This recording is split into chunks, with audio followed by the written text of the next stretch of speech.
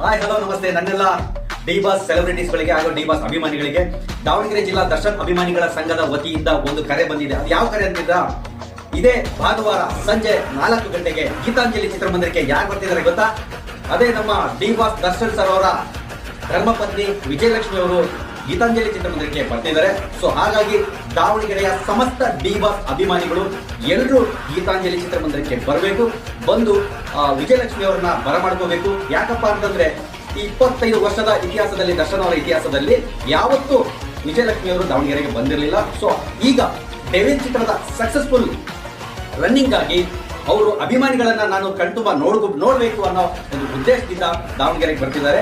So ಹಾಗಾಗಿ ಎಲ್ಲ D boss ಅಭಿಮಾನಿಗಳು ಬರಮಾಡ್ಕೊಳ್ಳೋಣ, ವೆಲ್ಕಮ್ ಮಾಡೋಣ, ಕಾರ್ಯಕ್ರಮನ ಸಕ್ಸಸ್ಫುಲ್ ಮಾಡೋಣ. ಮಂಡ್ಯ ಬಿಟ್ಟರೆ ನೆಕ್ಸ್ಟ್ ಬರ್ತಾ ಇರೋದೇ ದಾವಣಗೆರೆಗೆ. ಯಾಕಪ್ಪ ಅಂತಂದ್ರೆ ದರ್ಶನ್ ಅವರ ಅಭಿಮಾನಿಗಳ ಮೇಲೆ ನಂಬಿಕೆ ಇಟ್ಟು ಬರ್ತಿದ್ದಾರೆ. ಸೊ ಹಾಗಾಗಿ ನಮ್ಮ ಜಿಲ್ಲಾ ಕಮಿಟಿಗೂ ಕೂಡ ತುಂಬಾ ಜವಾಬ್ದಾರಿ ಇರ್ತದೆ, ಜವಾಬ್ದಾರಿ ಕೆಲಸ ಕೂಡ ಇರ್ತದೆ. ದಯವಿಟ್ಟು ಅವರಿಗೆ ಯಾವುದೇ ರೀತಿಯ ಒಂದು ತೊಂದರೆ ಆಗದೆ ಇರೋ ರೀತಿಯಲ್ಲಿ ನಾವು ಅವ್ರನ್ನ ಬರಮಾಡಿಕೊಂಡು ಮತ್ತು ಕಳಿಸ್ಕೊಡುವಂತ ಕೆಲಸವನ್ನ ಮಾಡಬೇಕಾಗುತ್ತೆ.